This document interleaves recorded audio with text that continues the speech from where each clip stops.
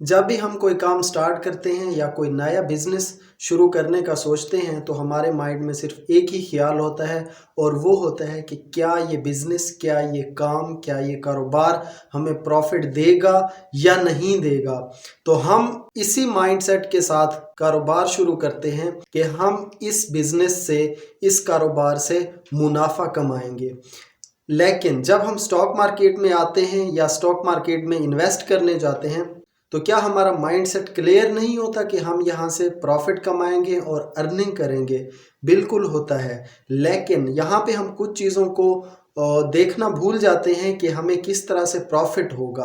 For example, हम किसी company में इन्वेस्ट कर रहे हैं तो ये हमारे लिए जानना बहुत ज़्यादा ज़रूरी होता है क्या ये कंपनी प्रॉफिट में चल रही है या फिर लॉस में चल रही है। क्योंकि डेफिनेटली जब कोई कंपनी प्रॉफिट में चलेगी तो उसके जो शेयर होल्डर होंगे या उस कंपनी के ओनर्स होंगे, उन्हीं का तो वो प्रॉफिट होता है और उन्हीं को वो मिलता है। तो अगर कंपनी प्रॉफिट में होगी तो उसके शेयर होल्डर्स प्रॉफिट में होंगे, अगर कंपनी लॉस में होगी तो उसके शेयर होल्डर और ओनर्स भी लॉस में होंगे। अस्सलाम वालेकुम, hey guys, this is me Adnan Afzal and you are watching learning for earning. Dear viewers, fundamental analysis में कैश फ्लो के बाद आज हमारी जो वीडियो है वो है प्रॉफिट एंड लॉस पे। देखिए, profit and loss, P&L statement ही हमें कंपनी का ओवरव्यू देती है और कंपनी की प्रीवियस ईयर की जो फाइनेंशियल ईयर गुजरा है उसकी डिटेल बताती है कि क्या कंपनी प्रॉफिट में चल रही है या फिर कंपनी लॉस में चल रही है। हर कंपनी एनुअली अपनी P&L स्टेटमेंट PSX की वेबसाइट और अपनी वेबसाइट पे शो कर देती है, जिसके थ्रू इन्वेस्टर्स ये देखते हैं और कैलकुलेट करते हैं क्या कंपनी प्रॉफिट में चल रही है या फिर लॉस में चल रही है। तो आज हम डिस्कस करने वाले हैं P&L स्टेटमेंट। अगर आप एक अच्छे इन्वेस्टर बनना चाहते हैं और वैल्यू इन्वेस्टिंग करना चाहते हैं तो आपके लिए P&L स्टेटमेंट को जानना बहुत ही ज्यादा जरूरी है। तो आइए बात करते हैं P&L स्टेटमेंट।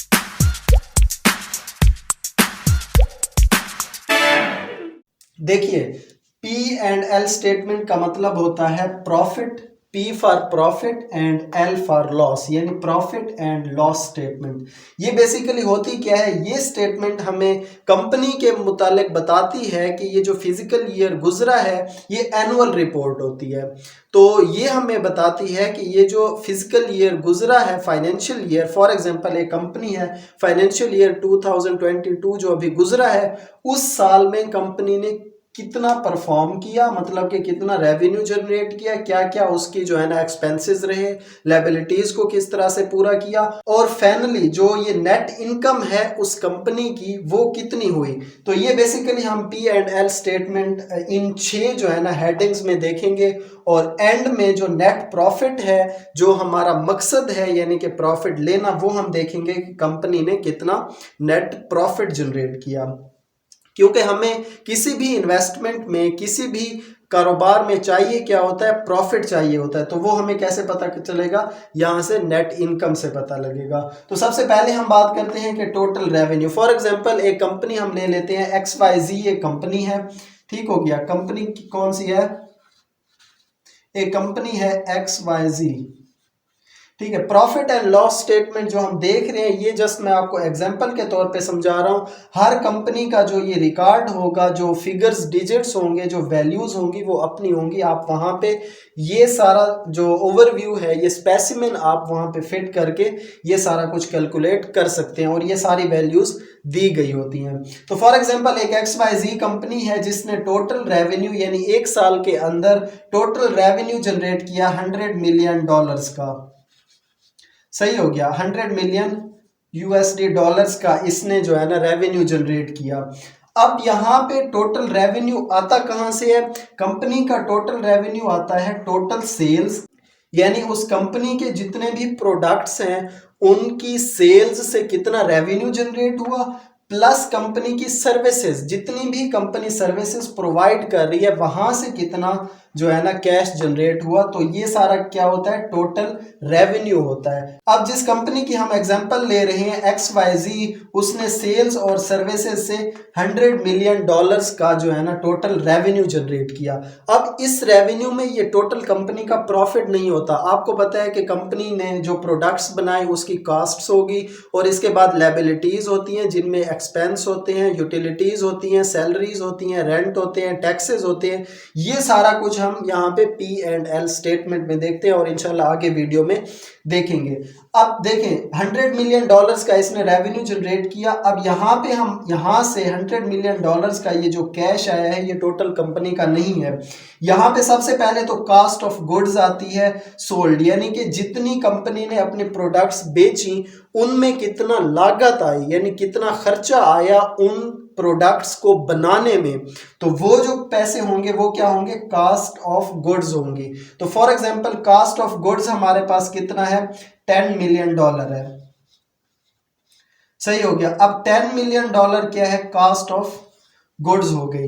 तो अब $100 मिलियन में से $10 मिलियन जो कास्ट है वो जो है ना हम माइनस कर लेंगे, तो हमारा ये निकल आएगा ग्रॉस प्रॉफिट कितना होगा, $90 मिलियन।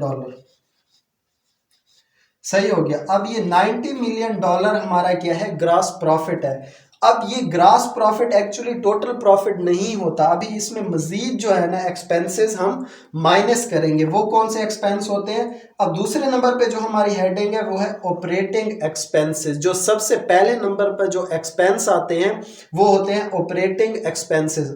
ऑपरेटिंग एक्सपेंसेस में अब कौन कौन से एक्सपेंस होते हैं, सबसे पहले सैलरीज होती हैं, यानी जितने वर्कर्स कंपनी में काम कर रहे हैं उनकी सैलरीज हो गई। दूसरे नंबर पे रेंट हो गया, फॉर एग्जांपल अगर कंपनी की बिल्डिंग जो है ना वो रेंट पे है तो वो रेंट मैनेज करेंगे। इसके अलावा यूटिलिटीज होगी, और फिर फोर्थ नंबर पे डिप्रिशिएशन होगी। अब यहाँ पे डिप्रिशिएशन होती क्या है, सबसे पहले तो आपको इसके मीनिंग आने चाहिए। डिप्रिशिएशन का मतलब होता है कम होना, यानी किसी भी चीज का डिप्रिशिएट होना मतलब कम होना। अब ये कम होना क्या है, मिसाल दे के समझाता हूं कि फॉर एग्जांपल कंपनी ने $50 मिलियन का प्लांट लगाया, जिस प्लांट के थ्रू कंपनी अपनी सर्विस देगी या प्रोडक्ट बनाएगी। अब कंपनी ये एस्टिमेट लगाती है कि ये जो प्लांट है ये कंपनी का 10 साल तक चलेगा। ठीक हो गया। 10 साल के बाद यानी न्यू प्लांट लगाना पड़ेगा और ये जो प्लांट है वो खत्म हो जाएगा, नाकारा हो जाएगा। तो पर ईयर कॉस्ट कितनी पड़ी, 5। तो अब ये जो $5 मिलियन है ये हर साल कंपनी अपनी डिप्रिशिएशन में ऐड करेगी। सही हो गया, ये होती है डिप्रिशिएशन। अब टोटल जो ऑपरेटिंग एक्सपेंसेस होंगे वो क्या होंगे, salaries plus rent plus utilities plus depreciation, इन सब को ऐड जब कर देंगे तो वो हो जाएंगे टोटल ऑपरेटिंग एक्सपेंसेस। हम मिसाल के तौर पे जिस कंपनी की मिसाल हमने ली हुई है उसके जो टोटल ऑपरेटिंग एक्सपेंसेस हैं वो कितने हैं, $30 मिलियन हैं। तो ये $30 मिलियन जो डॉलर्स हैं इसके टोटल ऑपरेटिंग एक्सपेंस, इनको यहाँ ये जो टोटल ग्रॉस प्रॉफिट है यहाँ से माइनस कर देंगे $30 मिलियन, तो वो क्या हो जाएंगे, ऑपरेटिंग प्रॉफिट हो जाएगा।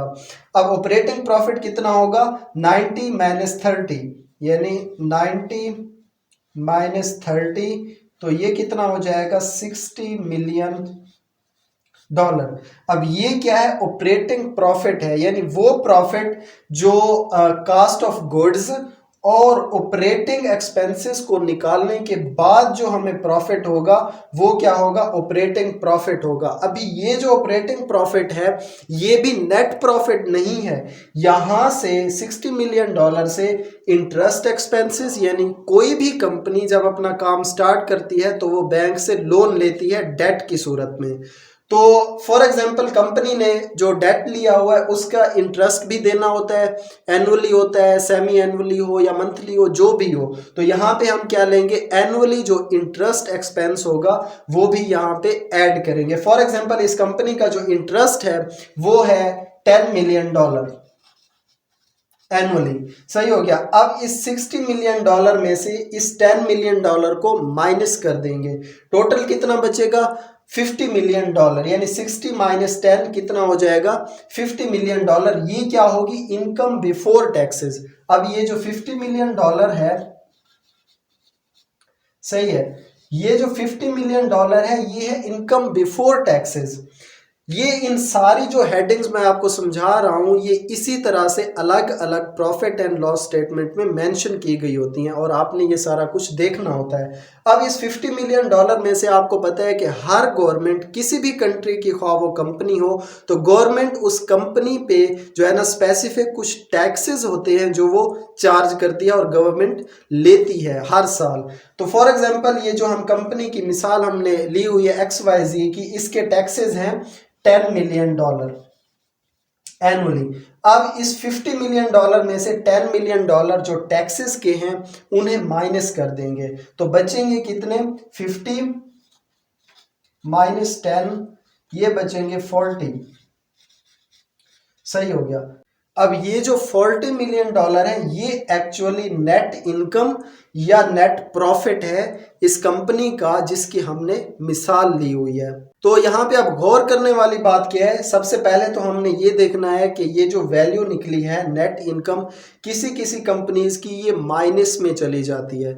माइनस का क्या मतलब होता है कि कंपनी लॉस में जा रही है। अगर तो ये वैल्यू प्लस में निकले तो इसका मतलब है कि कंपनी प्रॉफिट में है, वेल एंड गुड है, अच्छा है।